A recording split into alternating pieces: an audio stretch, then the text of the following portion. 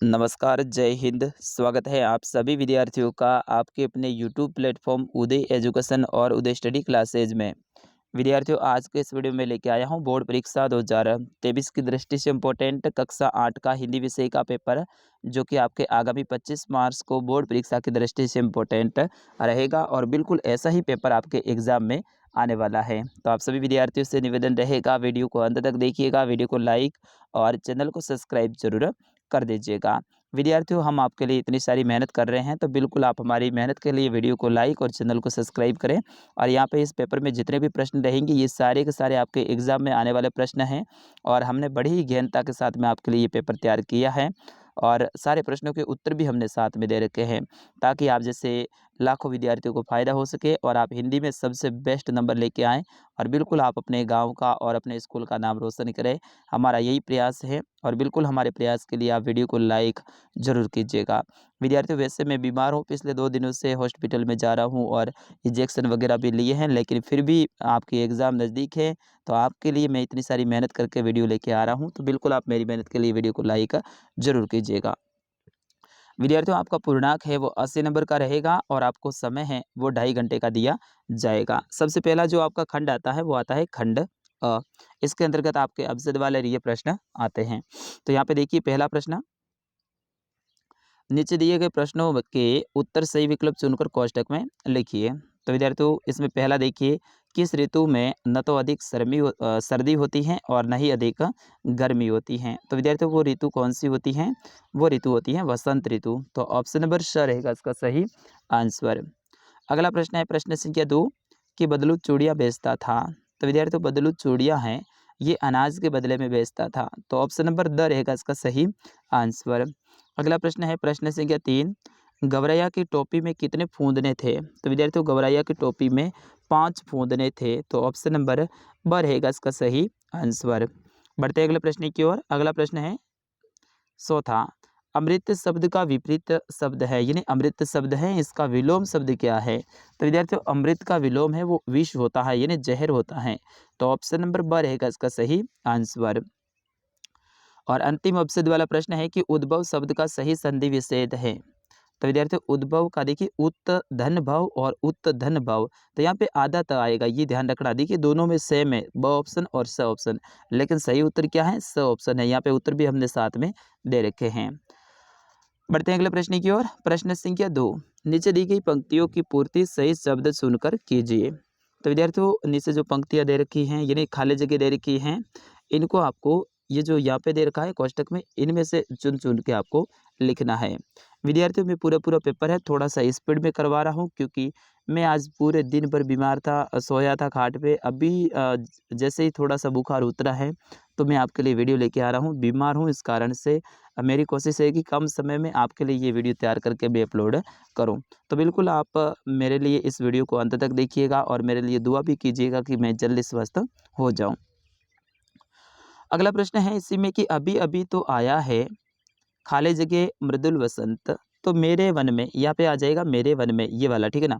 दूसरा देखिए, इसमें चूड़ियाँ बनाना उसका खाली जगह पैसा है, तो चूड़ियाँ बनाना उनका पैतृक पैसा है, तो पैतृक आ जाएगा, ठीक है ना, पैतृक। विद्यार्थियों, ये पेपर मैं आपके लिए हमारे व्हाट्सएप के ग्रुप में प्रोवाइड करवाने वाला हूँ और पहली बार मैं आपके लिए ऑफर दे रहा हूँ कि हमारा व्हाट्सएप का ग्रुप बनाया है हमने, तो वहाँ पे ये पेपर आपको पूरा उत्तर सहित देने वाला हूँ, ठीक है ना। तो उसकी लिंक मैं कम्युनिटी में शेयर कर दूंगा, आप पोस्ट में जाइए और वहाँ से देख सकते हैं। और इसी वीडियो के डिस्क्रिप्शन में भी मैं कोशिश करूंगा लिंक देने की व्हाट्सएप ग्रुप की। अगला प्रश्न है, समझदार आदमी इस शाम वाली बस में सफर नहीं करते, तो यहाँ पे शाम आ जाएगा, ठीक है ना, शाम। अगला है कि मानव सभ्यता के विकास में इन पत्रों ने अनूठी भूमिका निभाई, तो यहाँ पे आ जाएगा पत्रों। और लास्ट है कि अभी दबा है चिड़िया की सोच में तिनका, तो यहाँ पे चोच आ जाएगा, ठीक है ना। बढ़ते हैं अगले प्रश्न की ओर। अगला प्रश्न है प्रश्न संख्या 3, नीचे दिए गए वाक्यों को पढ़कर सही के आगे सही का निशान और गलत के आगे गलत का निशान लगाइए। तो इसमें पहला देखिए, आलम आरा पहली बोलती फिल्म है थी, ये सही बात है, बिल्कुल आलम आरा है वो पहली बोलती फिल्म थी, तो ये सही है। अगला है इसमें दूसरा, कि द्वारपाल ने श्री कृष्ण को रोका, ये गलत बात है। द्वारपाल ने श्रीदामा को रोका था, ठीक है ना। तो श्रीदामा अगर यहाँ पे आता तो सही हो जाता, लेकिन यहाँ पे कृष्ण को नहीं रोका, तो ये गलत हो जाएगा। अगला है कि श्री कृष्ण और सुदामा अच्छे मित्र थे। बिल्कुल सही बात है। श्री कृष्ण और सुदामा हैं, ये अच्छे मित्र थे, तो ये सही बात है।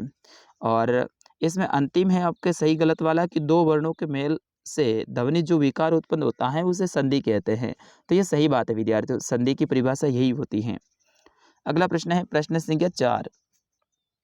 नीचे दिए गए शब्दों के दो दो पर्यायवाची शब्द लिखिए। विद्यार्थियों, पर्यायवाची शब्द से संबंधित मैं अलग से आपके लिए एक वीडियो लेके आऊँगा। विलोम शब्द, पर्यायवाची शब्द, समानार्थी शब्द और मुहावरे का वाक्य में प्रयोग, ये एक अलग से वीडियो आएगा। कल आ जाएगा पक्का आपके लिए वीडियो। और उस वीडियो में वो आपके लिए एक वरदान साबित होने वाला है, क्योंकि उस वीडियो में से आपके लगभग 30 नंबर के प्रश्न आएंगे। ध्यान रखना, 20 से लेकर 30 नंबर के प्रश्न उस वीडियो में से आने वाले हैं। तो यहाँ पे देखिए 100वां प्रश्न, नीचे दिए गए शब्दों के दो दो पर्यायवाची शब्द लिखिए। भूमि के, तो पृथ्वी, धरा, धरती, वसुधा। यहाँ पे मैंने 4 दे रखे हैं ताकि आपको अच्छे से याद हो जाए। वायु, पवन, अनिल और समीर, ये वायु के आपके पर्यायवाची शब्द हैं। अगला प्रश्न है 5वां कि नीचे दिए गए वाक्यांश का मिलान कीजिए। इनका मिलान करना है। तो हम दीवानों की क्या हस्ती, क्या हस्ती से हो जाएगा ग से मिलान। मस्ती का आलम साथ चला, तो यहाँ पे घ से मिलान हो जाएगा। आए बनकर उल्लास अभी, यहाँ पे उल्लास अभी ख से मिलान हो जाएगा। हम धूल उड़ाते जहाँ चले, तो क से मिलान हो जाएगा। अगला प्रश्न है प्रश्न संख्या 6। नीचे दिए गए वाक्यों का समानार्थी शब्द लिखिए। जिनकी गिनती ना हो सके उसे अनगिनत कहा जाता है। ठीक है ना, तो अनगिनत हो जाएगा, ऐसा भी प्रश्न आएगा आपके। ठीक है ना। दूसरा है कि जो वस्तु या व्यक्ति दिखाई न दे उसे अपन अदृश्य कहते हैं, मतलब वो अपन को दिखाई नहीं देता है तो उसे क्या कहते हैं, अदृश्य कहते हैं। जैसे कि आत्मा, आत्मा क्या है, अदृश्य है। जिसका कोई आकार ना हो उसे निराकार कहा जाता है। अब आगे जो खंड आ रहा है वो आ रहा है आपका खंड ब। इसमें प्रश्न संख्या 7 से लेकर 15 तक के उत्तर है वो 20 से 30 शब्दों में देने हैं, यानी 2-3 लाइनों में या फिर एक लाइन में आपको उत्तर देना है। तो यहाँ पे प्रश्न संख्या 7, बस को देखकर लेखक के मन में क्या भाव जागे। तो विद्यार्थियों, बस को देखकर लेखक के मन में श्रद्धा उमड़ पड़ी और उसे बस में बैठने के लिए नहीं अपितु पूजा योग्य बता दिया, यानी उनको लगी। अगला प्रश्न है प्रश्न संख्या 8 की दीवाने क्या बनकर आते हैं और क्या बनकर चले जाते हैं। तो विद्यार्थियों, दीवाने उल्लास बनकर आते हैं और आंसू बूंद बन के चल देते हैं। अगला प्रश्न है प्रश्न संख्या 9 की पत्र जैसा संतोष फोन या एसएमएस का संदेश क्यों नहीं दे सकता है। तो विद्यार्थियों, उसका सही आंसर होगा फोन पर सुनी हुई बातें बहुत जल्दी दिमाग से निकल जाती हैं, क्योंकि उसमें व्यक्ति का चेहरा सामने नहीं होता आ पाता है। एसएमएस की बात भी अस्थायी होती है, दोनों में संदेश का स्वरूप छोटा होता है, जबकि पत्रों के लेखन में भावों को अभिव्यक्त के साथ में उसे सुरक्षित रखने के लिए बार बार पढ़ने का सुख मिलता है। इसके अलावा पत्र में जो बातें विस्तार पूर्वक लिखी जाती है वो अन्य में अपन नहीं लिख सकते हैं। प्रश्न संख्या 10, निम्न शब्दों की संधि विच्छेद कीजिए। संधि विच्छेद का मतलब होता है उनको अलग तोड़ना है, और संधि का मतलब होता है टूटे हुए उनको जोड़ना है। तो यहाँ पे हिमालय, तो हिमालय का संधि विच्छेद हो जाएगा हिम धन आलय। क्या हो जाएगा विद्यार्थियों, हिम धन आलय। महेश, महेश का संधि विच्छेद क्या हो जाएगा, महाधन ईश। ठीक है ना, ये महेश का ये ध्यान रखना, इस तरह से होता है। अगला प्रश्न है प्रश्न संख्या 11, कवि ने पक्षी और बादल को भगवान के डाकिए क्यों बताया है, स्पष्ट कीजिए। तो विद्यार्थियों, इसका सही आंसर होगा आपका कि डाकिये मनुष्य द्वारा भेजी गई चिट्ठियों को एक स्थान से दूसरे स्थान तक पहुंचाते हैं। बादल और पक्षी भगवान द्वारा भेजी गई चिट्ठियों को भी एक देश से दूसरे देश तक पहुंचाते हैं, इसलिए इसको भगवान के डाकिये कहा गया है। अगला प्रश्न है प्रश्न संख्या 12, आपके सपनों का भारत कैसा होना चाहिए, लिखिए। विद्यार्थियों, ये प्रश्न आने की पूर्ण संभावना है, वेरी वेरी मोस्ट इंपॉर्टेंट है। तो आपके सपनों का भारत कैसा होना चाहिए। तो विद्यार्थियों, इसका सही आंसर होगा मेरे सपनों का भारत ऐसा होना चाहिए जिसमें सभी लोग स्वस्थ, शिक्षित, संपन्न और ईमानदार हो।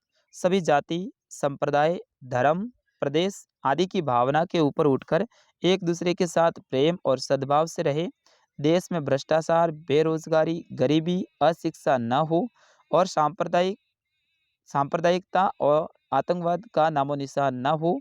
देश आत्मनिर्भर तथा समृद्ध हो और देश में आपस में भाईचारा हो। तो हमारे सपनों का भारत ऐसा होना चाहिए। अगला प्रश्न है प्रश्न संख्या 13, चिड़िया सोच में तिनका दबाए हुए कहाँ उड़ने को तैयार है और क्यों। तो विद्यार्थियों चिड़िया अपनी सोच में तिनका दबाए सुरक्षित स्थान की तलाश में उड़ने के लिए तैयार हैं, जिससे वह अपने बच्चों तथा परिवार के लिए घोंसला बना सके। प्रश्न संख्या 14, कबीर के अनुसार मन के शीतल होने के क्या लाभ होते हैं? तो विद्यार्थियों कबीर के अनुसार जब मनुष्य अपने मन में शांत और शीतल रखता है तो संसार में उसका कोई बैरी नहीं होता, यानी उनका कोई दुश्मन नहीं होता है। अगला प्रश्न है प्रश्न संख्या 15, बच्चों के उद्यम मसाने के कारण घर की क्या दुर्दशा हुई थी? विद्यार्थियों वेरी वेरी मोस्ट इंपॉर्टेंट ये प्रश्न है। तो इसका सही आंसर होगा बच्चों के उद्यम मसाने से घर में धूल कीचड़ चारों तरफ फैल गया, झाड़ू है वो टूट चुकी थी, घर के बर्तन इधर उधर फैले थे, भेड़ भेड़ें और मुर्गियां इधर उधर घूम रही थी, बर्तन चादर दूध झाड़ू आदि का काफी नुकसान हो चुका था। तो विद्यार्थियों ये था इसका उत्तर। अब आगे प्रश्न है प्रश्न संख्या 16 से लेकर 18 तक नीचे दिए गए गद्यांश को पढ़कर प्रश्नों के उत्तर दीजिए। विद्यार्थियों गद्यांश है वो 2-3 आपके इंपॉर्टेंट है, वैसे बदलू वाला वो वेरी वेरी मोस्ट इंपॉर्टेंट है। बदलू वाला जो लाख की चूड़ियाँ आपका जो पार्ट है उसमें जितने भी गद्यांश है उनको अच्छे से याद कर लीजिएगा। मुझे 100% भरोसा है कि आपका जो गद्यांश है वो बदलू वाला जो पार्ट है उन्हीं में से आएगा पक्का, मुझे 100% भरोसा है। तो विद्यार्थी उस पार्ट को रट लीजिएगा। लेकिन फिर भी ये भी एक गद्यांश है, ये इंपॉर्टेंट बन रहा था, इस कारण से मैंने इसको लिया है। तो इसको भी आप अच्छे से याद कर लीजिएगा। भारतीय नारी त्याग बलिदान साहस शक्ति और सेवा की सजीव मूर्ति है, इस तरह से ये है। तो इनके उत्तर डायरेक्ट इसमें पहला प्रश्न है कि उपयुक्त गद्यांश का शीर्षक क्या है? भारतीय नारी। नारी के विभिन्न रूप के गुणों के कारण है, तो यहाँ पे इनके कारण वगैरह ये सारा का सारा गद्यांश आप पढ़ लीजिएगा। अपन डायरेक्ट चलते हैं प्रश्न संख्या 19, निम्नलिखित मुहावरों का अर्थ लिखते हुए वाक्य में प्रयोग कीजिए। जैसे कि ईंट का जवाब पत्थर से देना, इसका अर्थ क्या होता है? तो विद्यार्थियों इसका अर्थ होता है कड़ा मुकाबला करना, यानी मुकाबला बहुत खतरनाक हुआ है, इस कारण से ईंट का जवाब है वो पत्थर से दे रहे हैं। जैसे कि महाराणा प्रताप ने अकबर को ईंट का जवाब पत्थर से दिया था, क्योंकि दोनों के बीच में हल्दी घाटी का युद्ध है बहुत खतरनाक वाला हुआ था। उसी तरह से आग बबूला होना, तो विद्यार्थियों आग बबूला होना इसका मतलब होता है अत्यधिक क्रोधित होना, मतलब बहुत ज्यादा क्रोधित होना। तो वाक्य में प्रयोग करेंगे राजू जरा सी बात पर आग बबूला हो गया। अगला प्रश्न है प्रश्न संख्या 20, कि निम्नलिखित पद्यांश की सप्रसंग व्याख्या कीजिए। पद्यांश है आपके सुदामा चरित जो है मेरे हिसाब से, यानी कृष्ण और सुदामा वाली जो बातचीत वाला है उनमें से आपके पद्यांश आने की 100% संभावना है। विद्यार्थियों मेरे अनुभव के अनुसार बता रहा हूँ, तो मेरी बातों को आप हल्के में ना लें। जो भी चीज़ें मैं बता रहा हूँ वो आपके हित में बता रहा हूँ, और मैं हमेशा आपके हित में तत्पर रहता हूँ। पिछले साल भी हमने लाखों विद्यार्थियों को पास करवाया था, उससे पहले भी हमने लाखों विद्यार्थियों को पास करवाया था, और इस साल भी करवाएंगे। तो आपके कमेंट कभी कभी क्या होता है, मैं नेगेटिव कमेंट भी देखता हूँ, लेकिन नेगेटिव कमेंट में कभी इतना ध्यान देता नहीं हूँ, तो नेगेटिव ना करें कृपया करके, क्योंकि आपके लिए सारी इतनी मेहनत करता हूँ, मैं आपके लिए समर्पित रहता हूँ। तो आपका भी फर्ज बनता है कि आप वीडियो को देखें, अच्छे कमेंट करें और अच्छी तैयारी करें। तो यहाँ पे जो आपका प्रसंग है, सॉरी पद्यांश है, वो ये है कि ऐसे बेहाल बियाउनु सो पग कंटक जल जाल लगे पुनि जोए, हाय महा दुख पोए सखा तुम आए इत न कीते दिन खोए, यानी ये सुदामा वाला ही है, कृष्ण सुदामा वाला ही। तो इसके प्रसंग में क्या लिखना है कि इस पाठ से लिया गया, कैसे लिखना है, जैसे कि प्रस्तुत पंक्तियां हमारे पाठ्य पुस्तक बसंत भाग 3 के सुदामा चरित नामक पाठ से ली गई हैं। इसके रचयिता यानी इसके लेखक है वो नरोत्तम दास हैं। प्रस्तुत पंक्तियों में सुदामा की हालत को देखकर श्री कृष्ण की दयालुता के बारे में बताया गया है। अब इनकी जो पंक्तियां हैं उनकी व्याख्या करनी है आपको। प्रश्न संख्या 21, किसी एक शीर्षक पर कहानी लिखिए। कहानी लिखनी है आपको भूखी लोमड़ी, शहर और चूहा और अंडा देने वाली मुर्गी। तो मेरे को ये कहानियाँ इंपॉर्टेंट लगी हैं, इनको आप अच्छे से याद कर लीजिएगा। कहानी के ऊपर मैं अलग से एक और वीडियो भी लेके आऊँगा। अभी भी अपने पास में 2 दिन है, तो 2 दिन में अपन अच्छी तैयारी कर सकते हैं। और कहानी आती है, फिर उसके बाद में आपका संवाद भी आता है, और ये आपके 5 नंबर का है, ठीक है ना, ध्यान रखना। तो रोगी का चिकित्सक के साथ में संवाद लिखिए, संवाद वाला वीडियो कल मैंने डाला भी था। तो इस तरह से चिकित्सक बोल रहा है कि बेटा क्या तकलीफ है? फिर रोगी कौन है? रमेश है। रमेश बोला अजी डॉक्टर जी बहुत पीड़ा हो रही है। तो डॉक्टर साहब बोल रहे हैं कहाँ पीड़ा है? तो रमेश बोल रहा है आमाशय को सूते हुए, यानी पेट को सूते हुए बोल रहा है कि मेरे पेट में दर्द है। तो इस तरह से यह संवाद लिखा जाता है। और अगला प्रश्न है कि आप सांचौर निवासी मुकेश हैं, आपके पिताजी का स्थानांतरण याद से बाड़मेर हो गया है।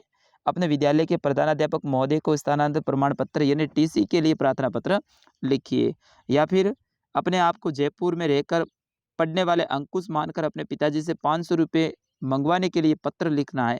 तो पत्र लिखना है, पत्र और एप्लीकेशन दोनों याद कर लेना। इस तरह से लिखा जाता है। और अंतिम प्रश्न है आपका, निम्नलिखित में से किसी एक विषय के ऊपर 200 से लेकर 250 शब्दों में निबंध लिखिए। विद्यालय का वार्षिक उत्सव, मेरे प्रिय शिक्षक, देखिए माय फेवरेट टीचर, ये आपके इंग्लिश में भी आया था और इस बार आपके हिंदी में भी आने की संभावना है, तो अच्छे से इसको देख लीजिएगा। पर्यावरण प्रदूषण, विद्यार्थी जीवन में अनुशासन, ये है ना वेरी वेरी मोस्ट इम्पोर्टेंट है। तो विद्यार्थियों ये था कक्षा 8 का आपके हिंदी का पेपर। मैं बीमार हूँ बहुत ज़्यादा, मैंने पहले भी बोला है। मैं आज दिन भर खाट पे सोया रहा, मैंने इंजेक्शन वगैरह दवाइयाँ वगैरह भी ली, 2 दिन से मैं इंजेक्शन ले रहा हूँ। लेकिन फिर भी आपके एग्ज़ाम नज़दीक हैं और आपके एग्ज़ाम के नज़दीक को देखते हुए मैं आपके लिए ये मेहनत करके वीडियो तैयार करके लेके आ रहा हूँ। तो बिल्कुल आप मेरी मेहनत के लिए वीडियो को लाइक करें और ज़्यादा से ज़्यादा शेयर करें, बढ़िया-बढ़िया कमेंट करें। और हाँ, हमारा एक और चैनल है, उसको भी आप सब्सक्राइब ज़रूर करें। विद्यार्थियों आप अंत तक आए हैं, तो हमारा एक चैनल है जिसका नाम है स्टडी हेल्प स्टडी हेल्प। विद्यार्थियों ये मेरा ही चैनल है, अभी बनाया है मैंने और वहाँ पे भी 8वीं की तैयारी में करवा रहा हूँ, तो उसको आप सब्सक्राइब ज़रूर करें। मिलते हैं अगले वीडियो में, तब तक के लिए नमस्कार, जय हिंद।